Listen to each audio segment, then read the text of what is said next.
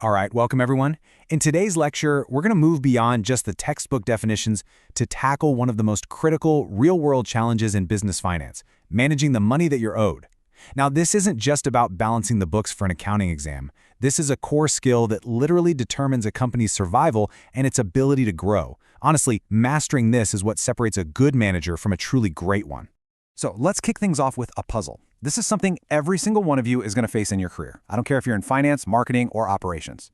So picture this. You've just landed a massive million-dollar sale.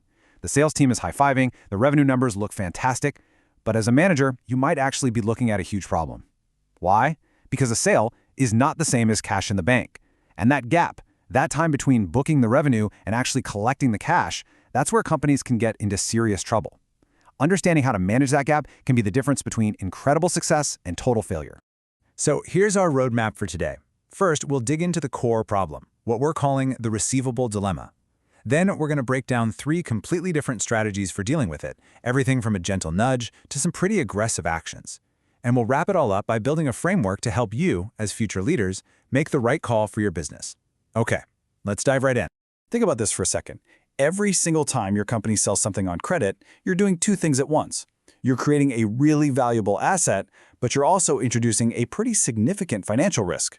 This is a fundamental trade-off in business. It's this constant balancing act between making sales and managing your cash. So let's break down what this really means, both from the accounting perspective and, more importantly, from a practical, day-to-day management standpoint. Okay, so first, let's get the formal definition down. Accounts receivable, you'll always hear it called AR, is simply the money your customers owe you for stuff you've already delivered. Now, on the balance sheet, we classify it as a current asset, and that word current is super important. It means we expect to turn this asset into actual cash within 1 year. It's a legal claim to future money. But here's the question every manager has to ask. What's the risk of a promise, even a legal one, compared to the absolute certainty of cash sitting in your bank account?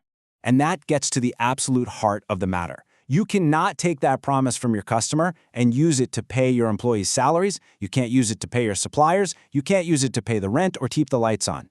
Your business runs on cash flow, real money moving in and out of your bank.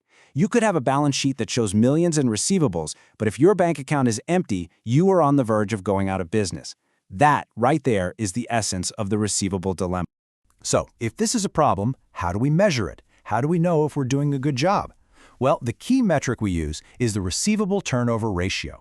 The calculation is your net credit sales divided by your average accounts receivable. But what that's really telling us is this: how many times per year do we collect our entire receivable balance? A high turnover ratio is a great sign.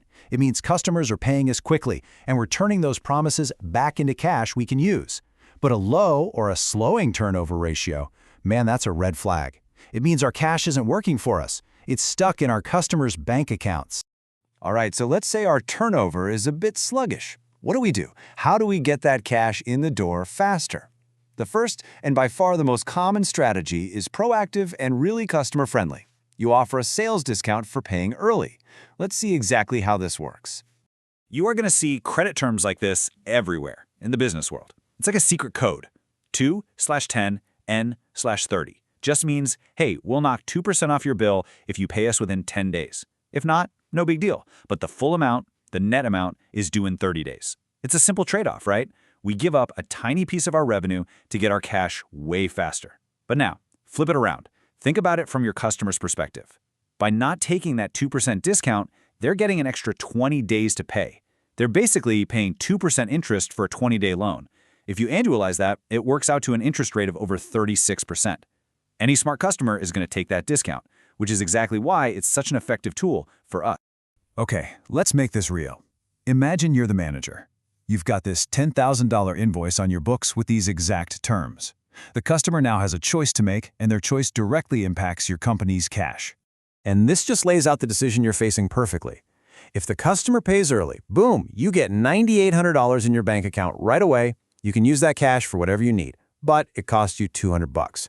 If they wait, you get the full $10,000, but you have to wait another 3 weeks for it. So what's the right choice?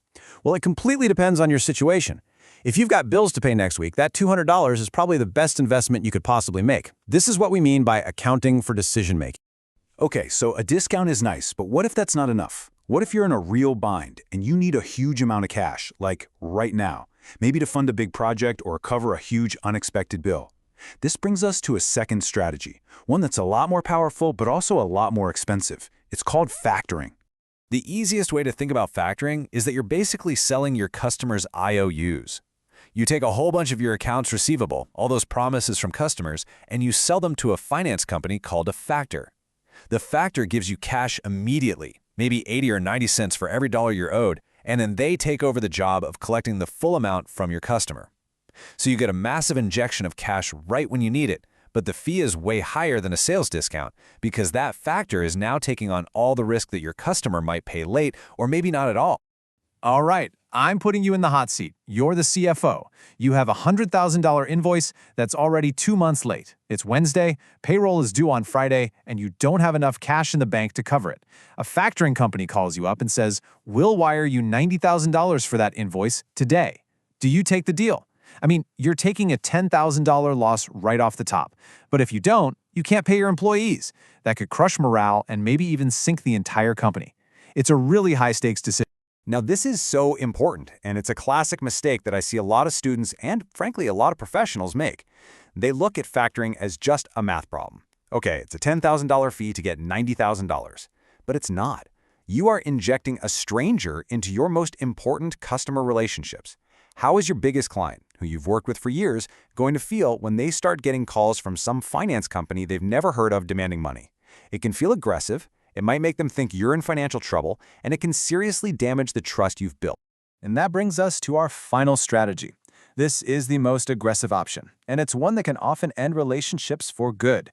This is a tool you should only think about using as a true last resort after every other attempt to communicate and collect has failed. We're talking about hiring a professional debt collection agency. Look, a collection agency's whole business is recovering money that's severely late.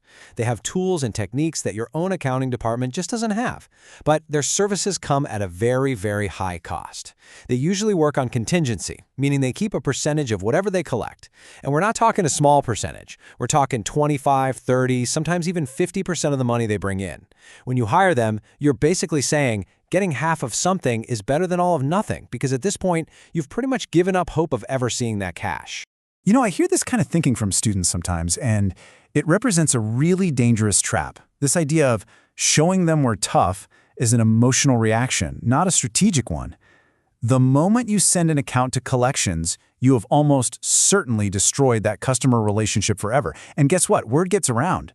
If your company develops a reputation for being quick to send in the collectors, other potential customers might think twice before doing business with you. So the question isn't just, can we get the money? The real question is, what's the long-term price we'll pay for getting it back this way? Okay, so we've looked at 3 very different strategies, from a gentle incentive to what's basically the nuclear option. The final and most important piece of the puzzle is putting it all together. As a future leader, how do you decide which tool to pull out of the toolbox and when? Let's build a quick decision-making framework. This table right here, this is your strategic playbook for managing receivables. Think of it as your cheat sheet. Let's walk through it. Sales discounts, that's your friendly, low-cost tool. It's best for good customers who are reliable, but just need a little motivation to pay faster. Factoring, that's your emergency button. You push it when you have a critical, urgent need for a lot of cash, and you're willing to pay a high price for it. And finally, debt collection. That's the salvage operation. It's for accounts you've already given up on, where the relationship is probably already toast, and getting any cash back at all is a win. The right choice is never one size fits all. It's always driven by the specific situation you're in. And this leaves us with the final, critical question that I want you to really think about as you continue your studies and eventually start your careers. This whole topic, it's not just an accounting exercise. It's a fundamental, strategic challenge of running a business. Your sales team will always want to offer easy credit terms to make more sales. Your finance team will want super strict credit policies to avoid any risk. As a leader, you're the one who has to stand in the middle and find the right balance. So how will you set up policies that empower your team to sell while still protecting the financial health of the company? There's no single right answer. There's only a constant series of informed, strategic trade-offs.